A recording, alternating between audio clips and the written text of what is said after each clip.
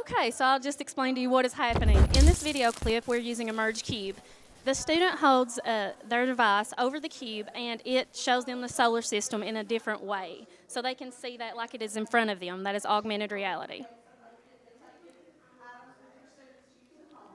In this video clip, see if it will try it. Okay, so that is the difference between reading about the ecosystems and in that particular lesson we were learning about the ocean and this student was experiencing an interaction with sharks. You can try it.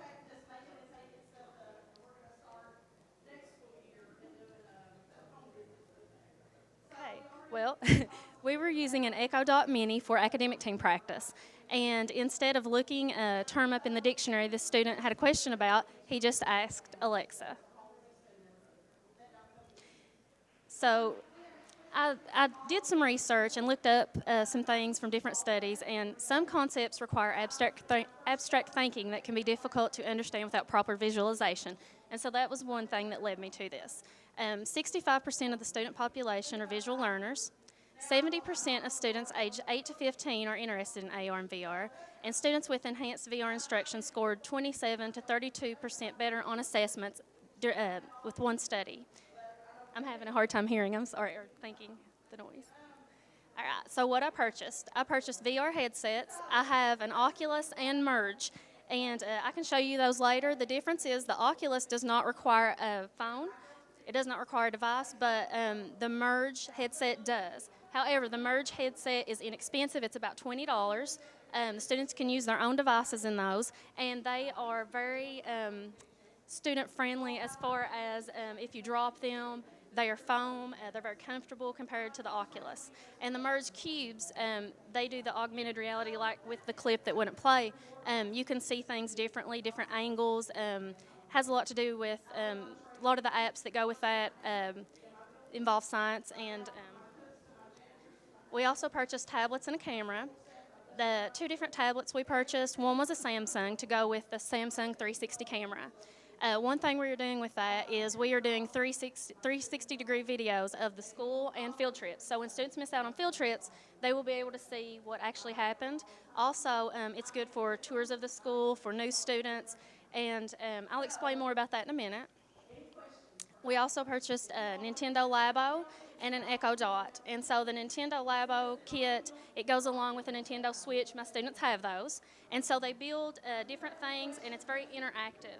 And we use those, it goes with coding, and it also goes along with my math and science curriculum. And the Echo Dot Kids Edition, you can program it. Students will not be able to ask inappropriate questions. So that was one thing that's wonderful about the Echo Dot. Okay, some things we are doing, and some of my students might want to share. It isn't just AR and VR, but what I really wanted to do was make it more interactive. I wanted students to be able to take ownership, to be more actively involved in their learning and instruction. I wanted them to be able to instruct other students. I noticed that we had an issue with scores on iReady test. Our math scores were higher than our reading scores, and I really wanted to help with that as well. So what we did, the students selected a favorite book from the library, and they did a video review. They also did PowerPoints, and they created their own QR codes to put on those books and to link those videos for students in the classroom and in the library. They will be on the books and on posters. So that's one thing, and they can tell you more about that in a minute. The video might play, I'm not sure. So that's one. She did Harry Potter. And you can't hear it, so we'll just skip ahead if you don't care. You just stop that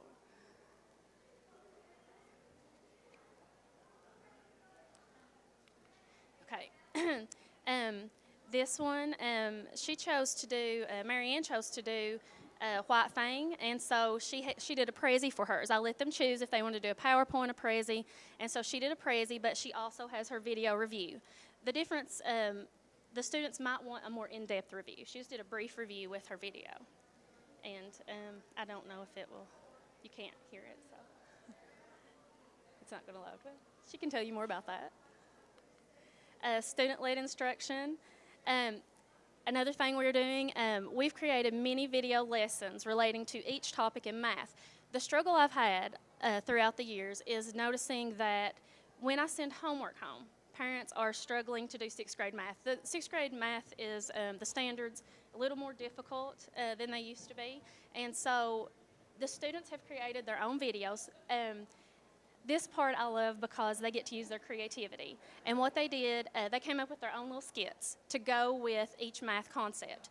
And at the end of each skit, they explain how they got the answers to the math problems. And it will make more sense if you actually watch the video clip, but they do their video skit, and then one of the students goes to the board and actually shows the math that occurred in that skit. You can try to play it. The first one is the video.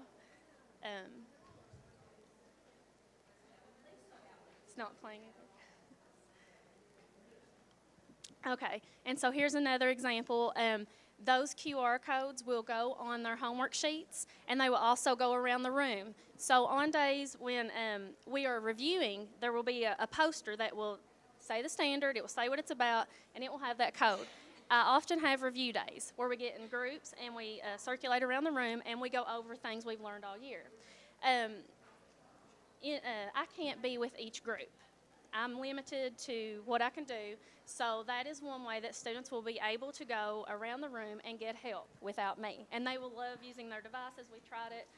They really enjoy that, so they can go around the room and get the help until I can get to them. It's also good for homework, and we actually want to post those videos on my website. Right. That one might play.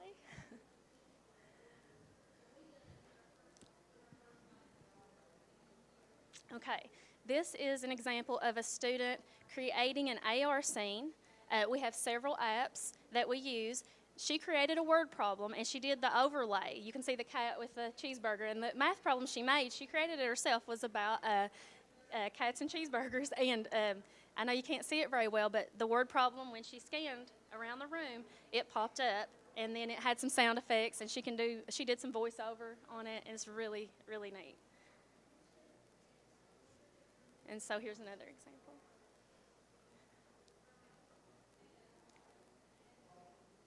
Or not.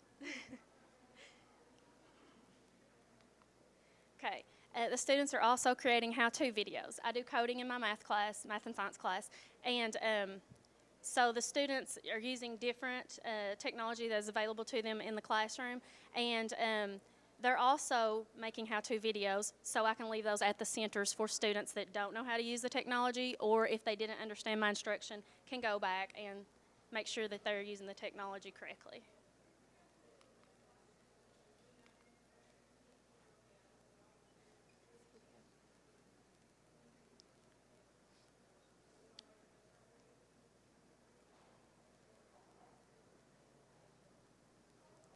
I'm so sorry my videos aren't working. I always have thought the best way is to actually see it happening. But what they did was they created this robot, and they put the Nintendo Switch controller inside the robot. And so he programmed that robot, and it actually moves across the table, and you can see the interaction and how much they enjoyed it. With the Samsung 360 camera, students will be creating videos for parents and students for the upcoming school year. The videos will include important details about policies, procedures, and events, and they're also using the camera to record scenes throughout our school. What I've noticed, students are more engaged when using the technology purchased. Students must thoroughly learn the concepts to reteach during their mini lessons. So when they are creating these short video clips, they have to know what they're talking about, and they're vetted. A lot of the videos that I uploaded were some of the ones we did in the beginning, but after I sat down with the students and we talked about what they could do, to make those videos more accurate or more helpful. Students enjoy utilizing their own devices for VR headsets, so that's when we can use our cell phones, and they love that. And I've noticed communication skills are improving, because it is important, I feel, to begin speaking. As you can tell, I struggle a bit. I feel that the younger you start doing this, the easier it will be for you. And I just really want them to feel more comfortable when they are speaking in front of others.